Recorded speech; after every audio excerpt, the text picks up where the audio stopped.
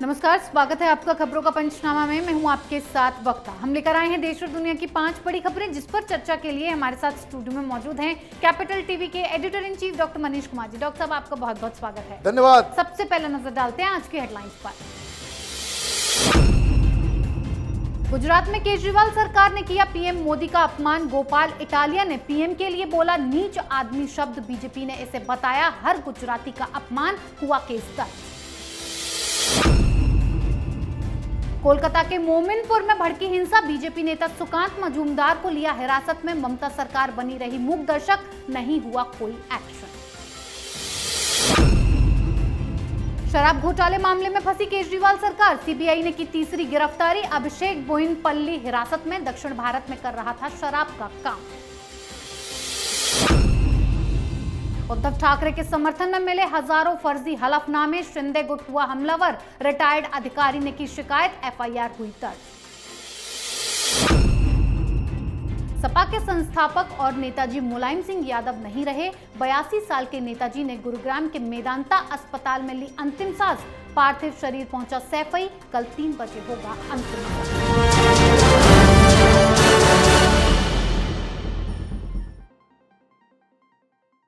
आज की सबसे पहली खबर की शुरुआत गुजरात में पीएम मोदी के अपमान से करते हैं। गुजरात पर जीत हासिल करने का सपना रखने वाले केजरीवाल के नेताओं ने अपनी सारी मर्यादाओं को ताक पर उठाकर रख दिया है। गुजरात में आप पार्टी के प्रदेश अध्यक्ष गोपाल इटालिया ने पीएम मोदी के लिए नीच आदमी शब्द का इस्तेमाल किया और पीएम मोदी को नौटंकीबाज करार दिया है। बीजेपी ने इस पर हमला बोलते हुए कहा कि यह अपमान हर गुजराती का अपमान है। साथ ही केस दर्ज करने को कहा गया है, लेकिन अभी तक केजरीवाल की तरफ से इस पर कोई प्रतिक्रिया सामने नहीं आई है। डॉक्टर साहब, केजरीवाल के जो प्रदेश अध्यक्ष हैं वो अपनी मर्यादा को ही भूल गए हैं, पीएम मोदी के लिए अपशब्द का इस्तेमाल कर रहे हैं। देखिए, जब हार सामने नजदीक नजर आए तो इस तरह से भाषा की मर्यादा लोग लांघ ही देते हैं। एक दिन पहले केजरीवाल ने क्या कहा था, कंस की औलाद जी। तो जब महामहिम ही इस तरह की बातें कहेंगे केजरीवाल जी, तो उसके चेले चपाटी क्या करेंगे? इसी तरह की बातें करेंगे। आपने 2 चीज़ों के ऊपर मर्यादा लांघी। एक तो प्रधानमंत्री को नीच कहा और दूसरा जनता को सी बताया कि जनता होती है सी जी। अब ये सी का मतलब तो पूरी दुनिया जानती है, लेकिन आप ये कहिए कि चोरी और सीना जोरी, एक तो इस व्यक्ति ने राजनीति में जितनी गंदगी मचा दी वैसा हिंदुस्तान में किसी ने नहीं किया, और अब पब्लिक को ये बेवकूफ़ बनाना चाह रहा है। ये कह रहा है कि भाई ये सी का मतलब क्लीन है। वाह! तो आज से केजरीवाल भी मिस्टर सी, संजय सिंह भी सी, मनीष सिसोदिया भी सी, ये इटालिया भी सी, ये तमाम आम आदमी पार्टी के जितने लीडर हैं, आज के बाद से जनता उनको यही नाम से पुकारे कि मिस्टर सी, क्योंकि ये सब तो अपने आप को कट्टर ईमानदार बताते हैं, और ये कट्टर ईमानदार हैं तो कट्टर क्लीन हैं। तो मिस्टर डबल सी ये भी कह सकते हैं नाम जी। तमाशा बना करके रखा हुआ है इन लोगों ने। कभी कोई हिंदुओं को गाली दे देता है, कभी कुछ। ये इटालिया, इसके सिर्फ एक वीडियो नहीं है, मंदिर जाने वालों को भी ये गालियां दे रहा है, हिंदू धर्म पालन करने वालों को भी गालियां दे रहा है। ये किस तरह की विकृत मानसिकता के साथ ये मिस्टर सी केजरीवाल ये पार्टी चला रहा है, ये तो समझ के बाहर है। जी डॉक्टर साहब, एक तरफ केजरीवाल सरकार घटिया राजनीति पर उतर आई है तो दूसरी तरफ ममता के बंगाल में हिंसा का कार्यक्रम चल रहा है। एक बार फिर बंगाल में हिंसा हो गई है। कोलकाता के मोमिनपुर में हिंदुओं के त्योहार पर बाइक और दुकानों में तोड़फोड़ मचा दी गई। तनाव इतना बढ़ गया कि इलाके में धारा 144 लगानी पड़ी। बीजेपी नेता सुकांत मजूमदार जायजा लेने इलाके में जा रहे थे, लेकिन उन्हें गिरफ्तार कर लिया गया, जिस पर बीजेपी ने ममता सरकार पर सवाल उठाया है कि इतना बवाल कटा, लेकिन ममता और उनकी पुलिस मूक दर्शक बने रहे, कोई एक्शन नहीं लिया गया। इस मामले में गृह मंत्री को भी पत्र लिखा गया। साथ ही शुभेंदु अधिकारी ने राज्यपाल से भी मुलाकात की। डॉक्टर साहब, मोमिनपुर हिंसा का सूत्रधार कौन हो सकता है? देखिए, सूत्रधार तो आंख के सामने है। क्या हुआ इस मसले को समझ लीजिए। मिलाद उन नबी मतलब पैगंबर मोहम्मद का जन्मदिन था और उस पर एक रैली निकलने वाली थी जी। उस दिन शरद पूर्णिमा भी। तो शरद पूर्णिमा के दिन बंगाल में एक लक्ष्मी पूजा भी होती है जी। दोनों क्लैश कर रहा। तो वैसे ही सेंसिटिव इलाकों में पुलिस की मौजूदगी तेज कर देनी चाहिए। अब हुआ ये कि मुस्लिम पक्ष के द्वारा हिंदू दुकानों और हिंदू घरों के ऊपर इन लोगों ने अपने झंडे लगा दिए। रविवार को सवेरे वहां जब हिंदू अपने अपनी दुकानों पे आए, घरों पे देखा तो उन्होंने झंडे उतार दिए। भाई आप अपना पर्व मनाओ, हमारी दुकान के ऊपर आप क्यों दादागिरी करना चाह रहे हो। उसके बाद मामला तनावपूर्ण हुआ, फिर भी पुलिस बिल्कुल बैठी रही। ये जो इलाका है मोमिनपुर, ये साउथ वेस्ट कलकत्ता में है जी। और मुस्लिम बहुल इलाका है। मोमिनपुर में वो हिंदुओं की संख्या बहुत कम है। ये आता है इकबालपुर थाने के अंदर। जी। तो तृणमूल के कुछ लोग वहां थाने के अंदर घुस गए, प्रोटेस्ट करने लग गए। और पुलिस वाले की हिम्मत देखिए, ममता बनर्जी की पुलिस की, कि चूंकि टीएमसी के लोग थे, कुछ समय के लिए डर के मारे भाग गए ये पुलिस वाले। क्या स्थिति बन गई है। और उसके बाद रात के अंधेरे में तांडव शुरू हो गया। जी। एक एक गाड़ियों को, दुकानों को आप बकायदा तोड़ा फोड़, घर में घुस घुस के मार पीट सब कुछ हुआ। वीडियोस उसके वायरल हो रहे हैं, तस्वीरें झूठ नहीं बोलती। अब उसके बावजूद ममता बनर्जी सामने नहीं आई। यूपी में कुछ हो जाता है, मीडिया में आ जाती हैं वो, अभिषेक बनर्जी आ जाते हैं। जहां मुसलमानों का मसला आता है, ममता बनर्जी के हाथ पैर फूलने लगते हैं। उनको लगता है कि भाई कहीं वोट बैंक में खिसक जाए। तो बीजेपी की तरफ से सीआरपीएफ की मांग की गई है, केंद्र को रिपोर्ट भी मंगा रही है। तो ये तो बंगाल में होना ही था भाई। एक साथ दो चुनाव हुए ना जी। असम में भी हुआ, बंगाल में भी हुआ। असम की जनता ने ऐसी सरकार चुनी कि जहां हिंदू सुरक्षित हैं।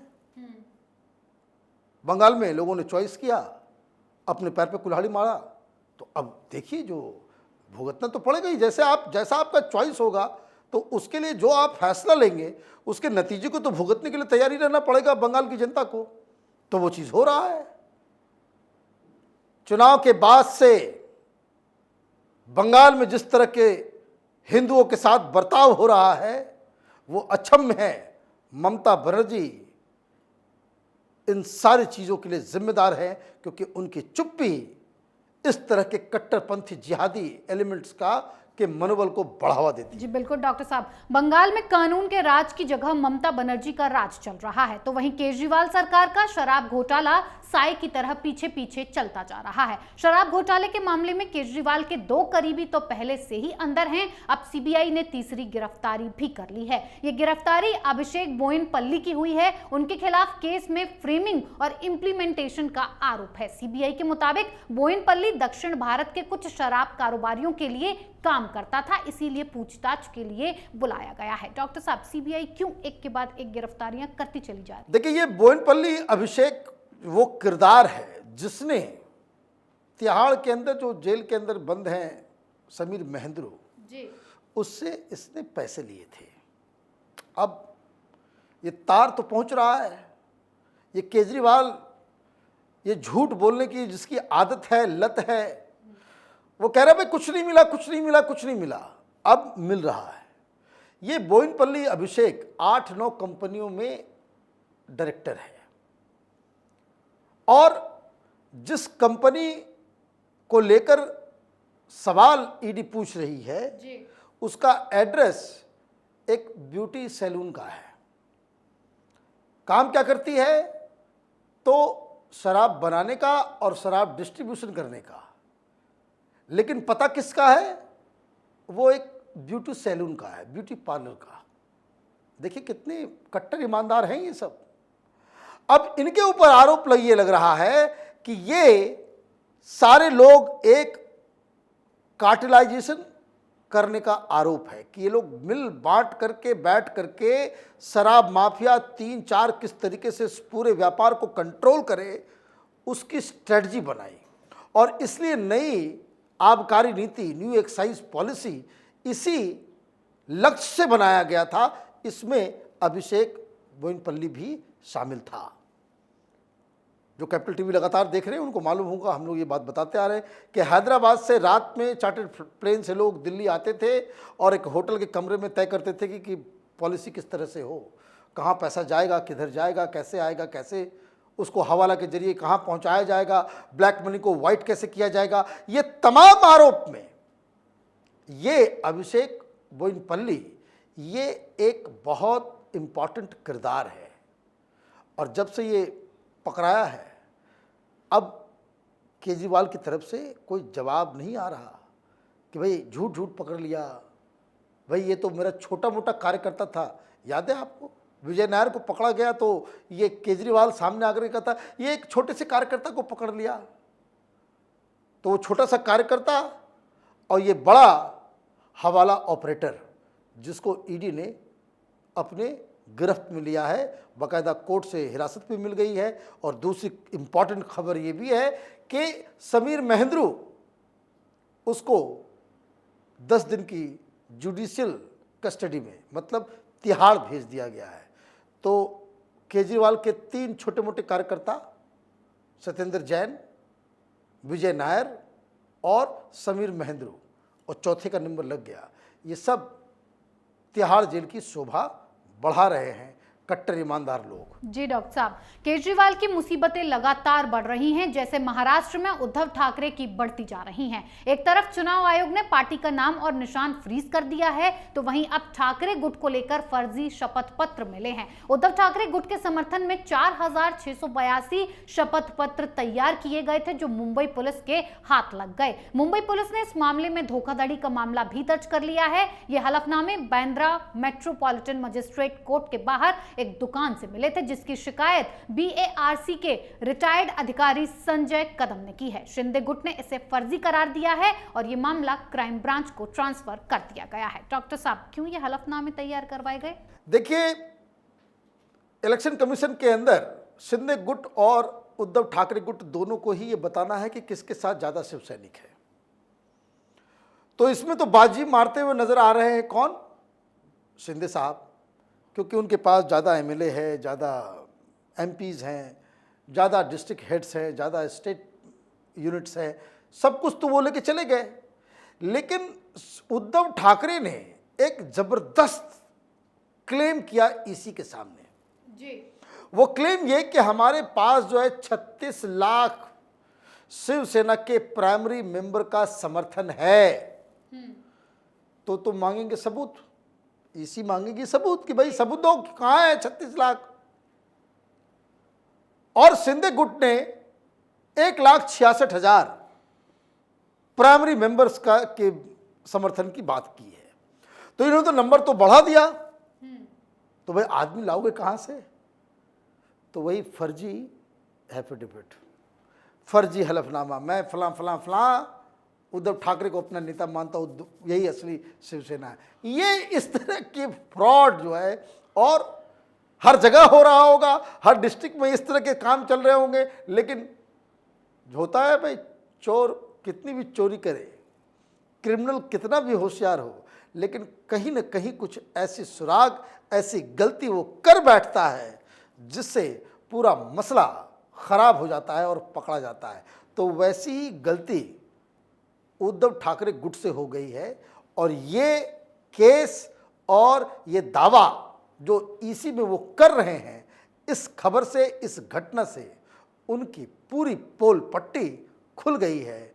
जो कुछ आस भी बची थी ईसी के सामने, वो भी जाता हुआ दिख रहा है। जी डॉक्टर साहब, आखिरी खबर में बात बेहद ही दुखद खबर के साथ। सपा संरक्षक और उत्तर प्रदेश के पूर्व मुख्यमंत्री मुलायम सिंह यादव का आज निधन हो गया। 82 साल के नेताजी को यूरिन इन्फेक्शन, ब्लड प्रेशर की समस्या और सांस लेने में तकलीफ के चलते गुरुग्राम के मेदांता अस्पताल में भर्ती कराया गया था, जहां उन्होंने आज अंतिम सांस ली। गृह मंत्री अमित शाह उनके पार्थिव शरीर के अंतिम दर्शन करने मेदांता पहुंचे थे। पीएम मोदी ने भी नेताजी को आखिरी विदाई दी। साथ ही कई राजनीतिक नेताओं ने अपनी अपनी श्रद्धांजलि उन्हें अर्पित की। कल 3 बजे उनका अंतिम संस्कार सैफई में किया जाएगा। डॉक्टर साहब, नेताजी की कमी को सपा में कोई पूरा कर पाएगा? देखिए, नेताजी बिना किसी डाउट के यूपी के one of the tallest leader है, इसमें तो कोई शक नहीं है। और एक बात जो आज अच्छी लगी कि पार्टी, जाति, विचारधारा, धर्म, सारी चीज़ों की जो बाधाएं हैं उसको लांघते हुए राजनीतिक क्षेत्र में काम करने वाले तमाम लोगों ने बहुत ही अच्छे तरीके से नेताजी को श्रद्धांजलि दी। प्रधानमंत्री मोदी ने भी और योगी आदित्यनाथ ने भी, वो कार्यक्रम में कल वो मौजूद रहेंगे सफाई में। ये सारी चीज़ें हुई, अच्छा लग रहा है। और हिंदू संस्कार भी यही कि किसी की मौत हो जाए तो फिर उसके बारे में बुरा नहीं कोई कहता जी।